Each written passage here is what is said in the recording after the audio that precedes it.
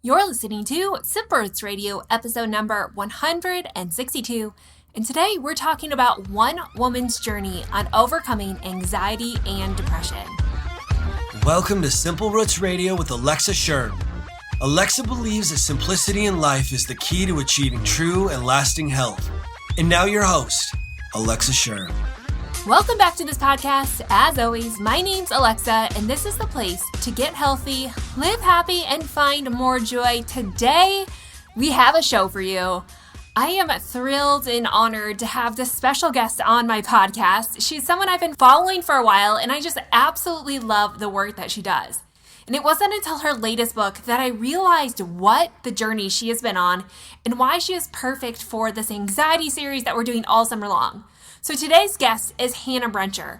Hannah has done many things, including a TED Talk that was heard around the world. Literally, this TED Talk has been watched by millions of people. Essentially, her TED Talk was about a movement she started long ago and writing love letters to strangers. Since then, Hannah has opened up the world of speaking, writing books, including her latest book, Come Matter Here, which is what we're going to dive into on today's show.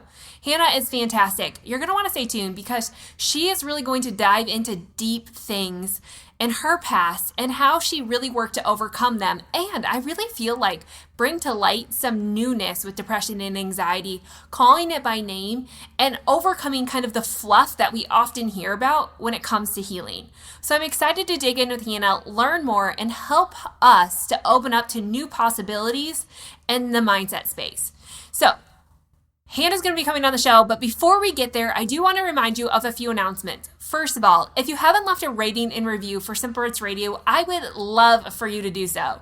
I know I mentioned this often over here, but it really is the lifeblood of the show. It's what helps it grow and help other people like you who wouldn't otherwise know about Simple Roots Radio to find it and to dig in and to join this community of like-minded people who are here for realistic health changes, stuff that actually sticks and matters. So if you wouldn't mind, would you take 2 minutes out of your day to head on over to iTunes, find Simple Roots Radio, or just go to simplerootswellness.com/review and leave a quick rating and review. Thank you, thank you, thank you.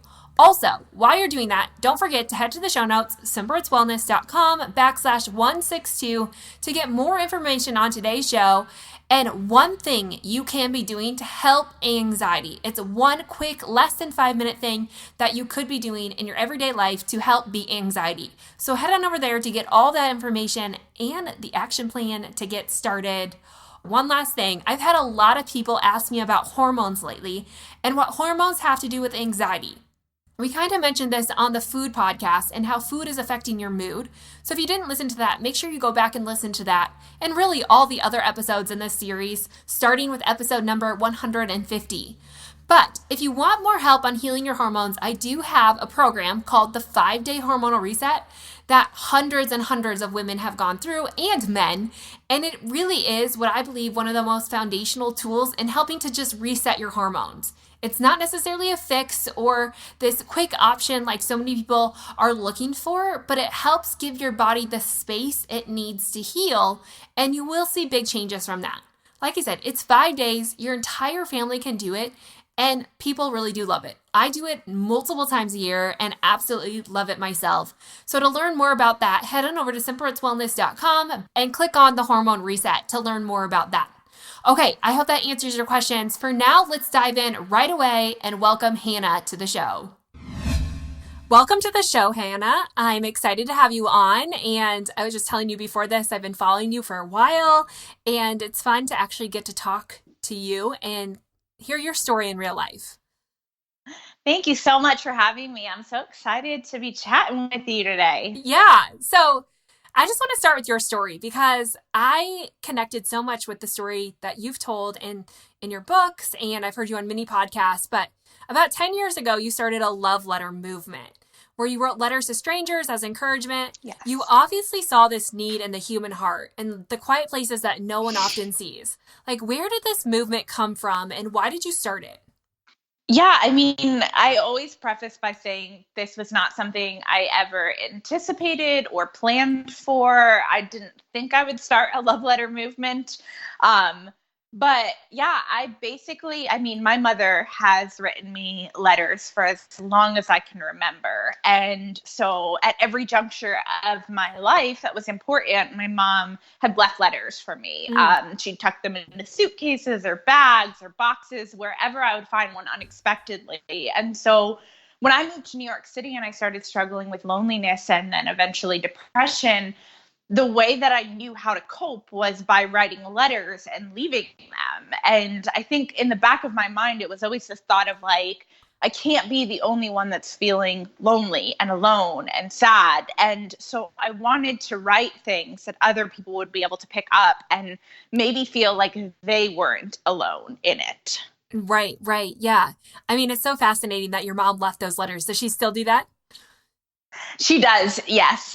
Still to this day, she mails them, and she also just leaves them anytime she's visiting or if I'm visiting home. That's So, yeah, I didn't ever think it'd be a movement, but people were really drawn to this idea. And I think for me, it's always been about this bigger idea of like actual real connection. I think as we get more social on social media, what often slips out of the back door is like actual true connection with people. And I think letters symbolize that. I think they symbolize presence. I think they symbolize showing up and giving somebody your full attention.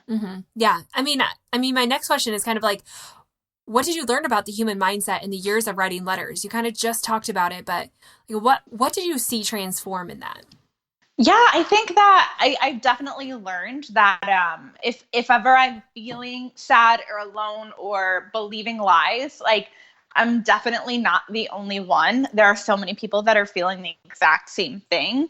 And I think that, I mean, and there are so many studies to prove it, that when you sit down to actually like handwrite a letter, um, something happens that it allows you to process emotions and thoughts and feelings in a way that's different than if you're sending a text or writing an email. And so the fact that we're not writing things anymore, I think, can be a little bit detrimental. And we find all the time with people that write letters for us, they'll send us emails saying, you know, like, I joined this movement thinking I'm going to help people. And I end up being the one who is helped. Right, right.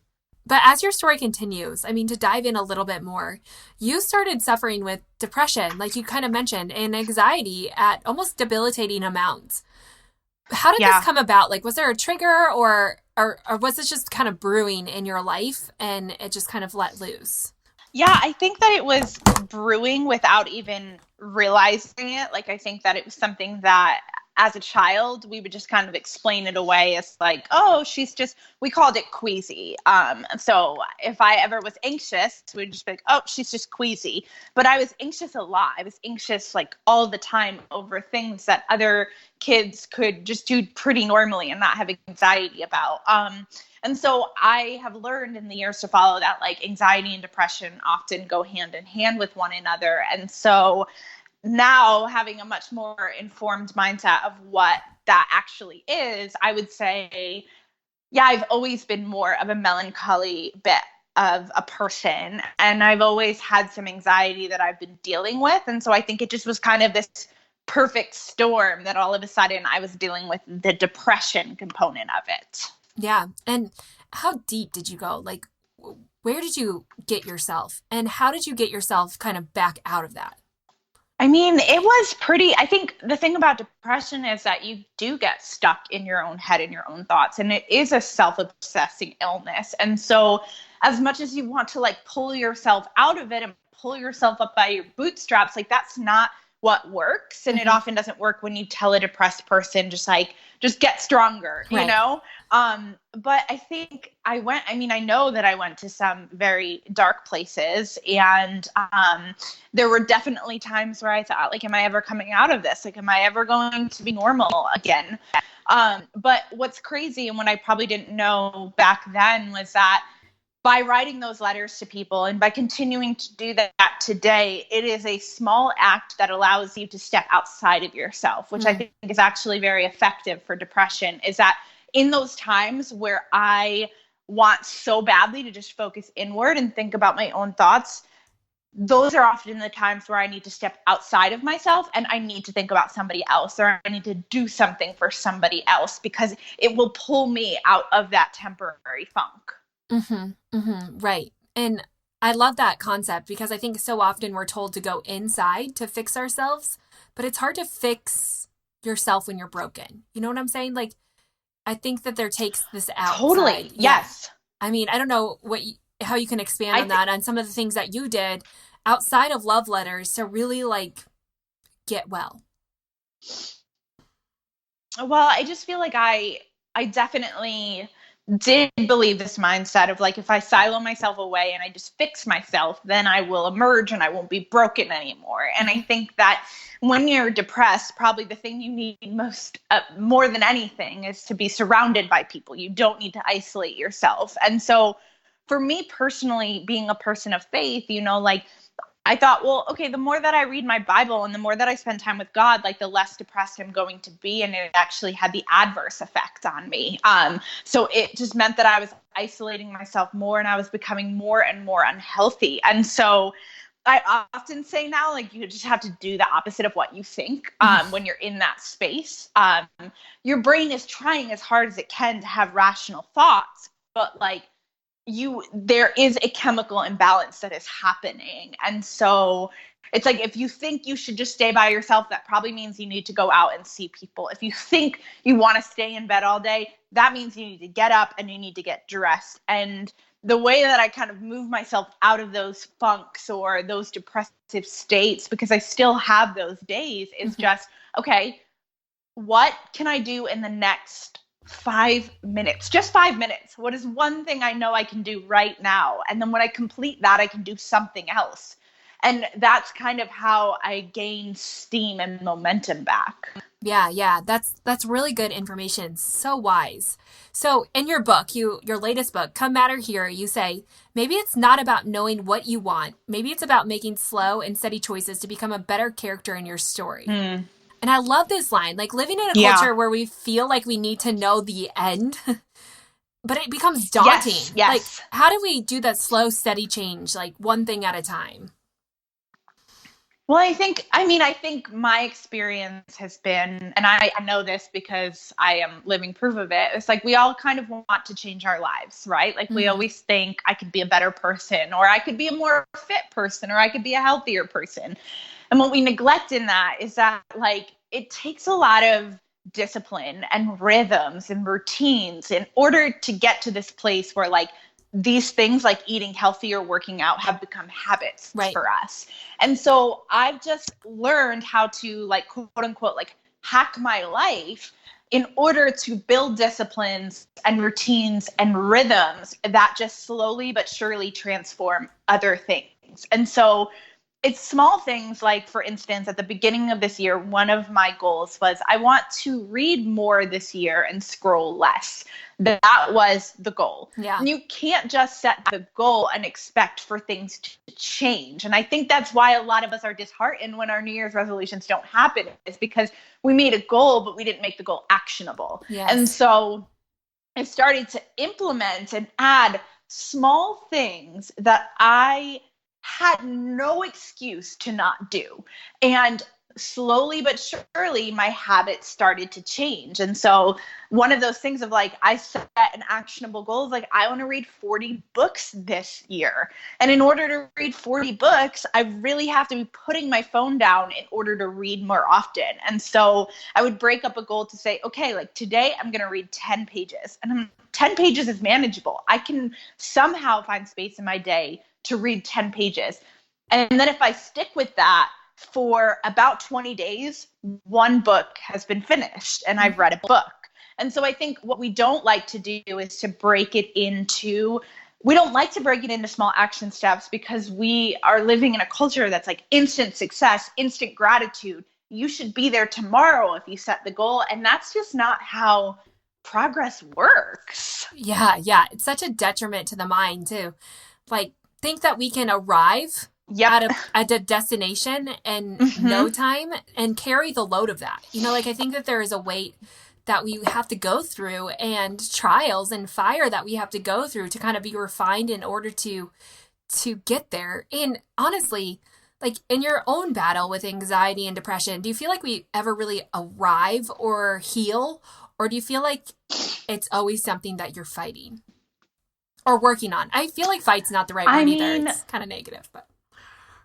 Oh, I think the fight word is great. I'm like, yes. Yeah, bring it on. To me, I always tell people what I've had to create is a battle plan because it is a battle. But going off of that, I mean, I am very careful about like the language that I use, because for a long time I said, oh, I'm suffering from depression, or I'm struggling with depression. And I realized I was kind of letting the depression have the upper hand in that. And so now when I say it's like, oh, well, like I'm dealing with depression or I'm handling depression, meaning it is part of my story, but I do not allow it to be my identity. But I totally believe that it is a daily fight and that you have to show up. And even if you don't face anxiety or depression and it's something else, I think every single one of us has to fight to show up for our lives and be fully present to it. And so, yeah, there are good days and there are bad days. And there are days where you have to get to the end of it and be like, you know what? I did the best that I could. It wasn't the day I expected it to be, but like tomorrow is a new day. And you have to apply a lot of grace. But I also think that at some point I had to reach this point in my story of like, okay, if this is always going to be the thing, if this is always going to be the battle, then I need to put some action steps in place and I need to fight harder and I need to take hold of this thing because I am not going to let it steal my life. Yeah. And I love that you keep talking about action, because I feel like in the mind world, we know we have these negative thoughts and we know we need to make them positive, but I feel like so often the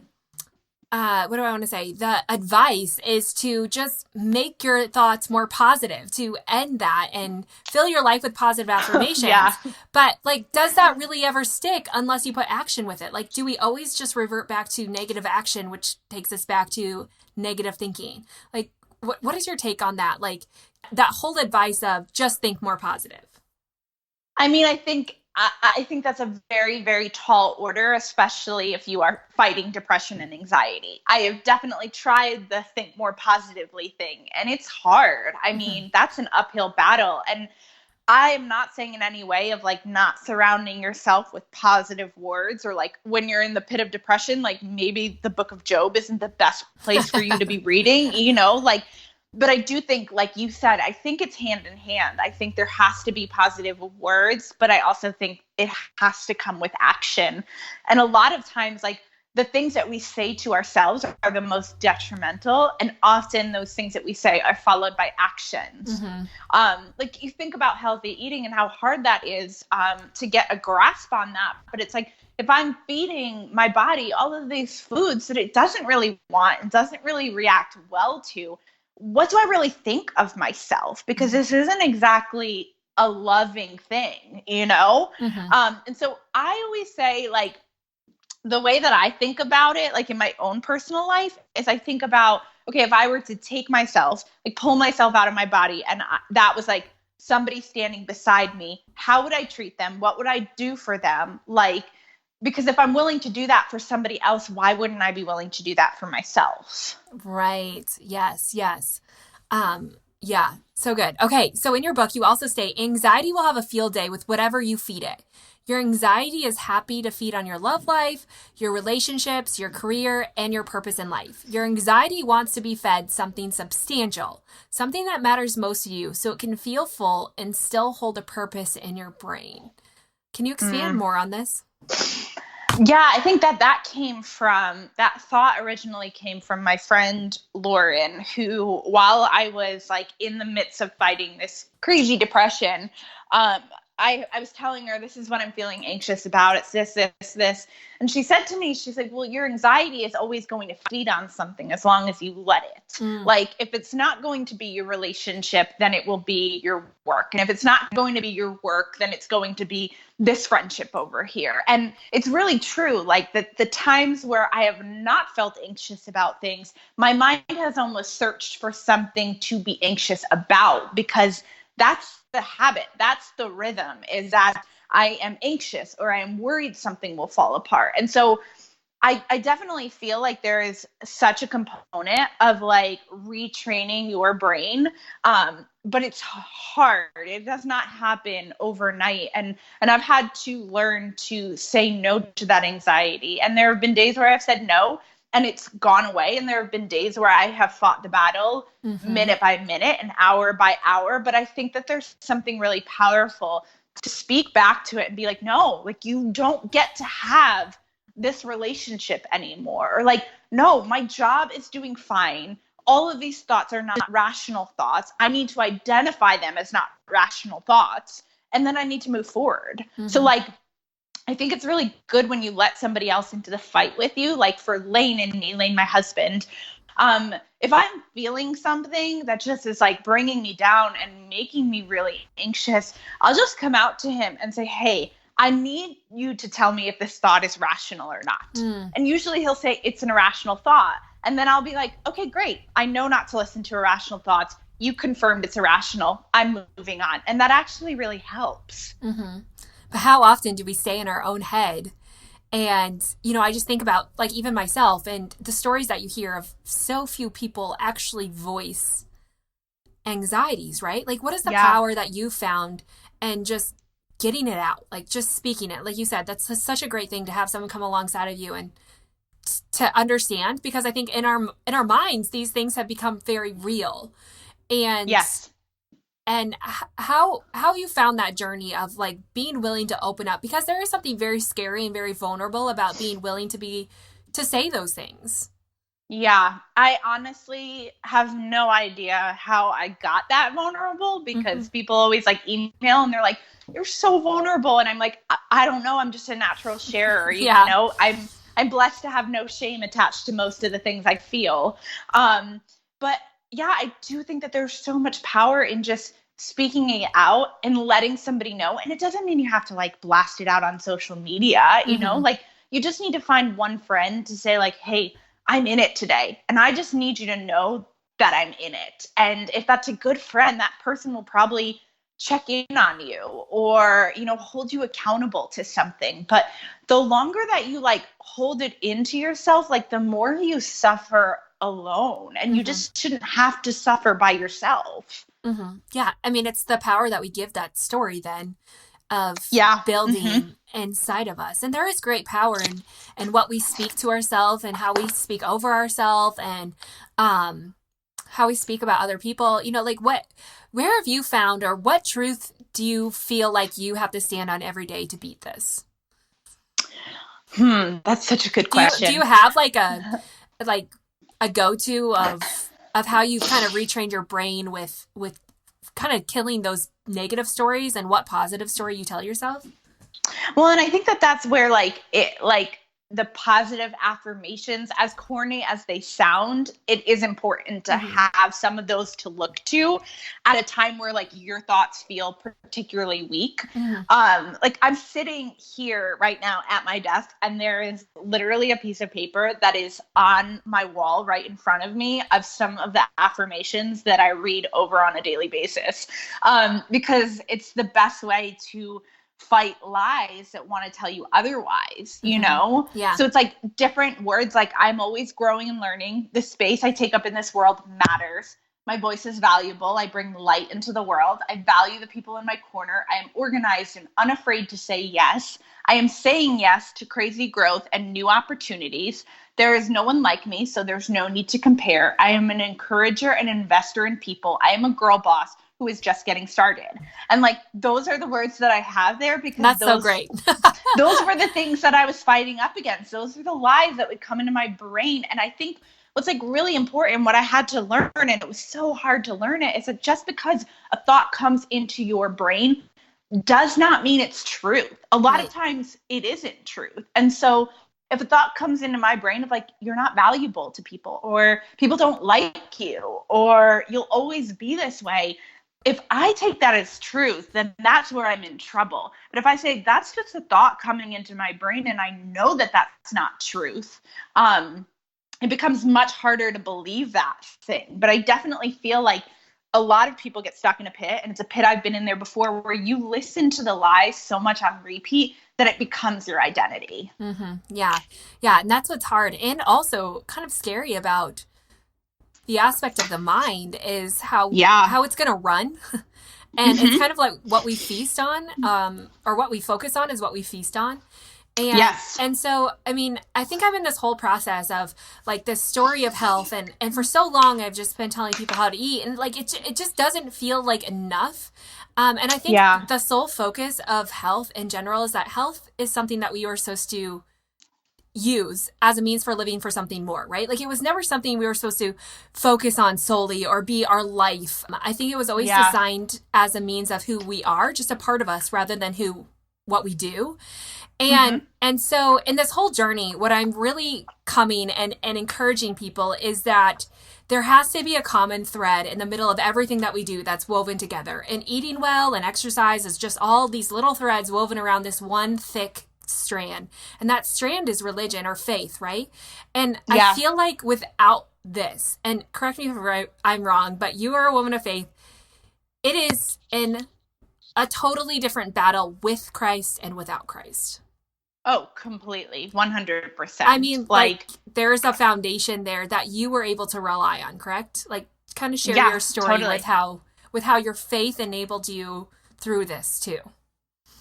Yeah. And I think that's where because when I first came to faith when I was in my early 20s. And so it's been a bit of a journey, but an interesting journey to like, that wasn't something I grew up as part of my DNA. It wasn't just a given that I followed Jesus. It's something that I made a decision to do when I was in my 20s.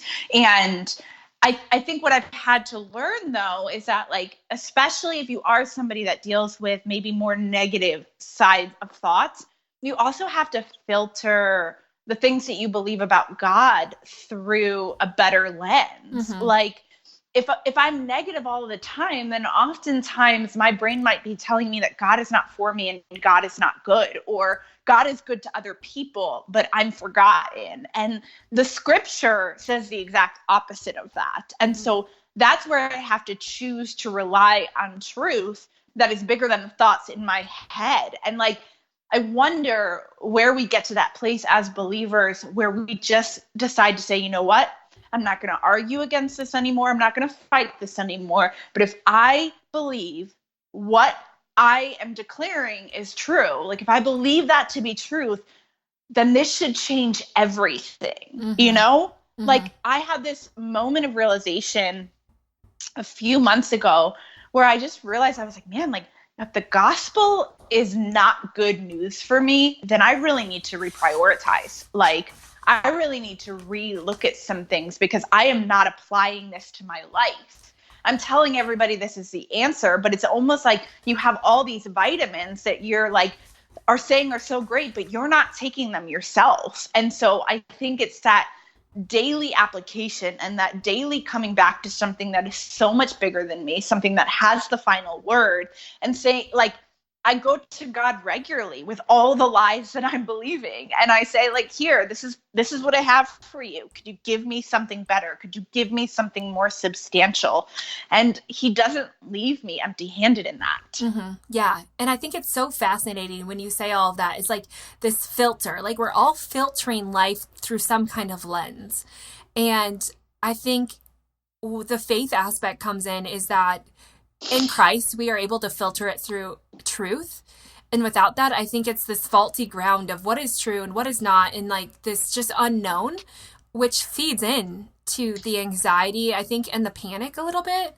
But what's interesting is that I feel like science, without saying it, is really coming around to the fact that we were designed to be led by something. You know, like I think in this world that we live in of everyone is their own being, and we just need to be fully independent and go out and hustle and do your thing. And I think that there's some greatness in that, but also at the same time, I feel like there's a deep loneliness of that because there is no one to feed that, you know, like then we're just alone on this island of trying to be everything that we think we should be without having any kind of direction or truth. And I just feel like we are people who need to be led in some way. Yeah, totally. And find that truth. So What advice in all of this, in your whole story and everything that you've been through, what advice would you give someone who's struggling with anxiety or depression?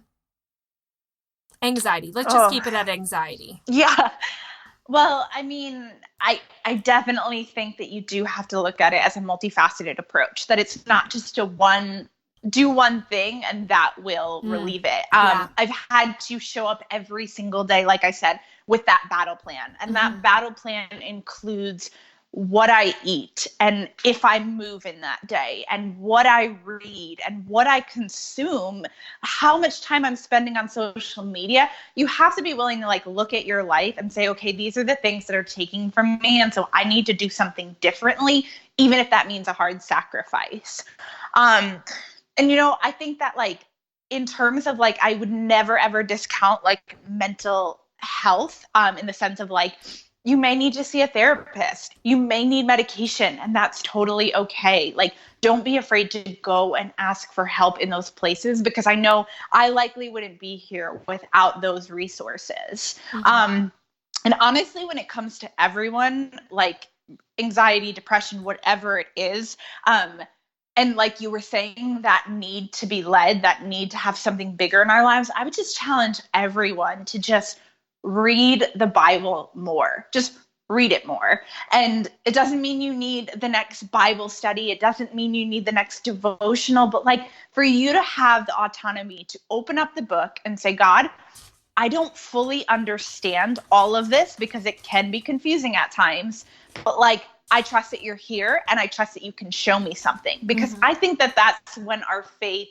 becomes real, and when our faith becomes like, it becomes a weapon, as it's described in the Bible, of like, we're able to use it to fight back against these dark forces, is when we actually know what we believe in and we're ingesting that daily, and we're like, we are banking on that rather than on ourselves. Like at the end of the day, like I just can't rely on myself and think that I'm going to be okay. I need something bigger than my body. Like I need something that helps. And so that's like my biggest commitment, is to come back to the thing daily that I build my life upon. Like not to do that once a week or once every month, but to make that the priority in everyday life. Yeah, that's so good. And you gave us a few steps in your battle plan, like, just being in the Bible, and you said, you have it set so that you can talk to your husband, Lane, about bringing up these questions of is this truth or is this not truth? What other things, or do you have any other things that you could maybe throw out as ideas of, here are some things that I've included in my battle plan? Yeah. So I've had to take a pretty like hard look at the food that I eat. And that has been probably the hardest part of the battle, is like eliminating grains from my diet and being like, I love bread, but bread does not love me back. Yeah. And so being willing to like maybe even getting your blood tested or going to a nutritionist, somebody that can provide some information as to the correlation between your mental health and the foods that you're eating, because there is a ton of correlations out there. I think that another thing that's been vital for me is I set limits on my phone for social media. I only get 59 minutes a day on Instagram. And that's because if I'm feeling sad or lonely or like I don't add up, oftentimes my first instinct can be to go online and scroll. And it never helps me. It never makes anything any bit better. And so I've limited myself to only 59 minutes on Instagram a day. And surprisingly, it feels like a lot of time, but it's like not a lot of time. And so I only have that amount of time to go on there. So what do I do with that time? I choose to be social with that time. So it's almost like putting the social back in social media. And so that has been a game changer for me. I do that with my personal life. I'm the type of person where it's like, it's helpful for me if somebody sends me a text that like, hey, I'm having a hard day, I'm struggling. I pick up the phone and I call them, because I know that it's not just going to serve its purpose in a text message. Another thing that I do that's been vital for me is I have this little tin box in my office. And when I go to write or produce something, I put my phone in the box and I don't touch it throughout that time. And so it's finding ways in my own life to free my mind and to take my mind back from the distractions that want to inform the way it's thinking.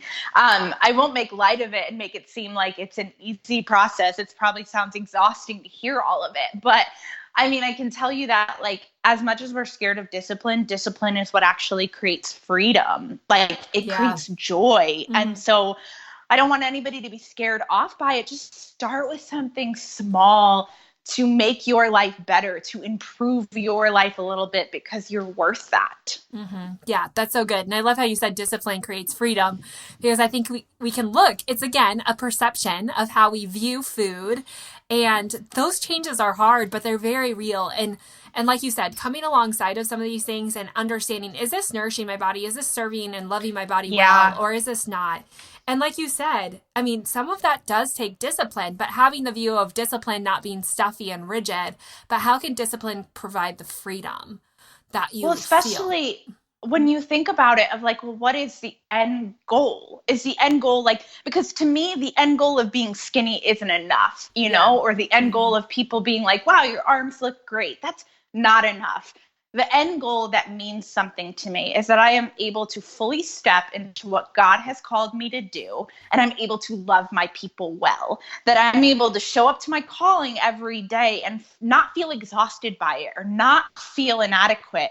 And honestly, like, if you get into the nitty gritty of it, like, that's when you have to start asking the questions of like, what is keeping me from showing up fully to my life? And in my own personal journey, it was a lot of the foods I was choosing to eat because I thought, well, I could just do it like everybody else. But I was reading more and more research that was telling me, like, this is having the opposite effect. This is a huge cause of your depression. And now I've seen the difference in the two things. And I'm like, how long am I going to keep this knowledge, be aware of it, and not act on it, not change something? Because like, God gives us knowledge and wisdom, but it's not enough just to have the wisdom. We have to apply it. Yep.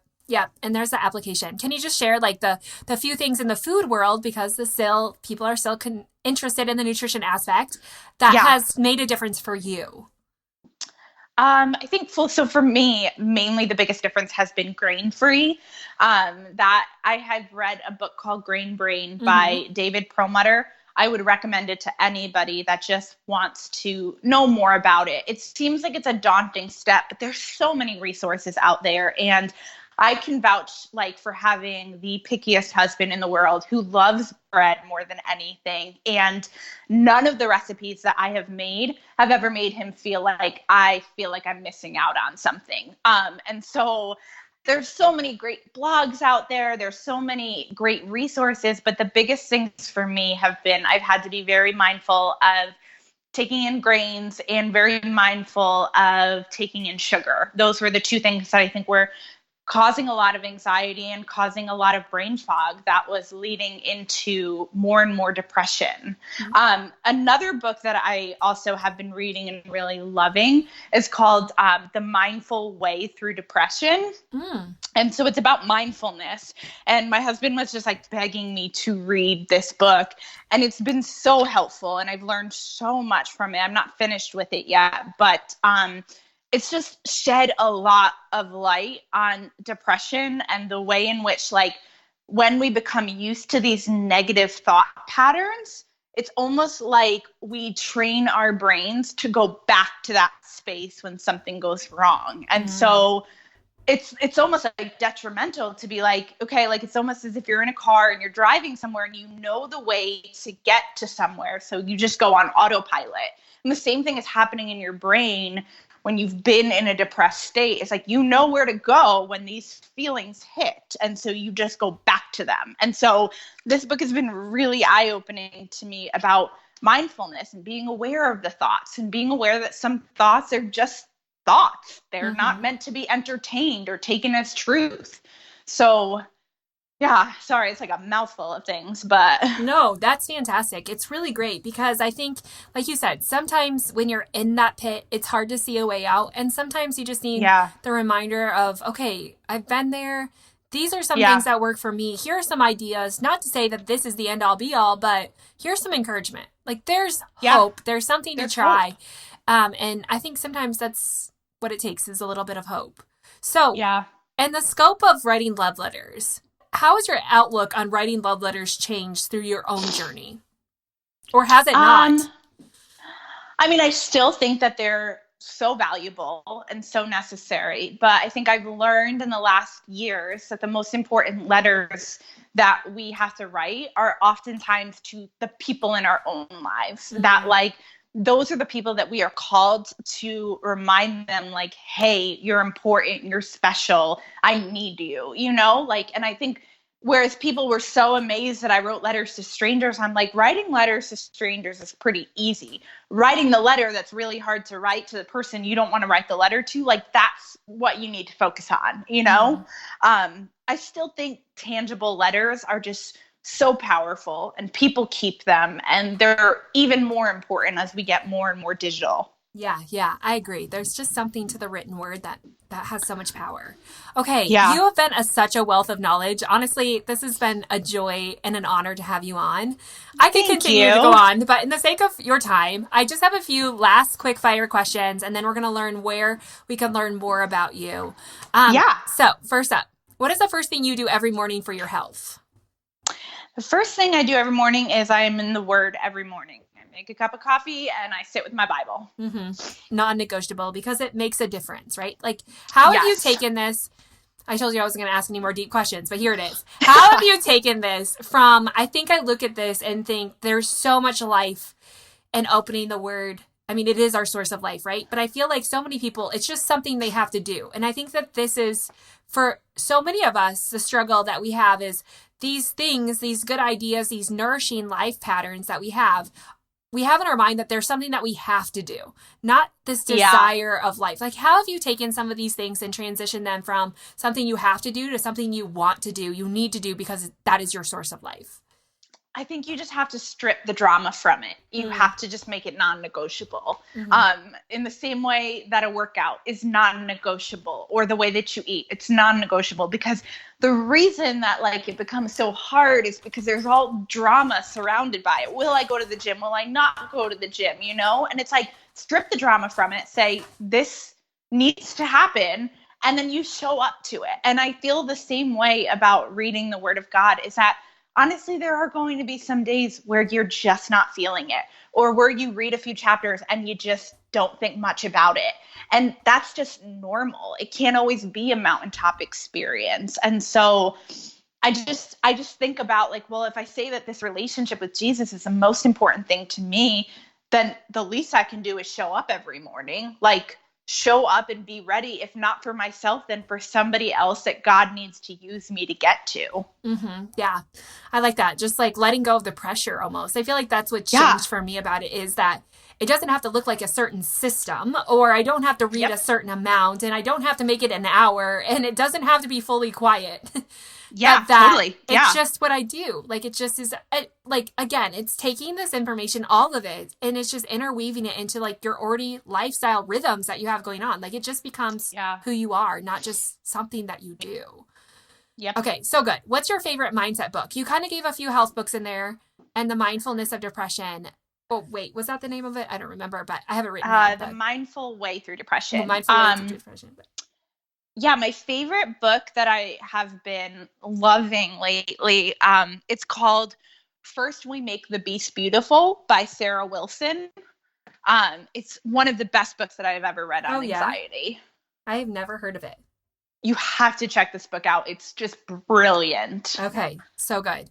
What is one thing you do for a healthy mind every day? I mean, you kind of said you can say it's still reading in the Word, but honestly, as like for me, the thing that I do that's the most essential for my healthy mind is I remember to take my medicine.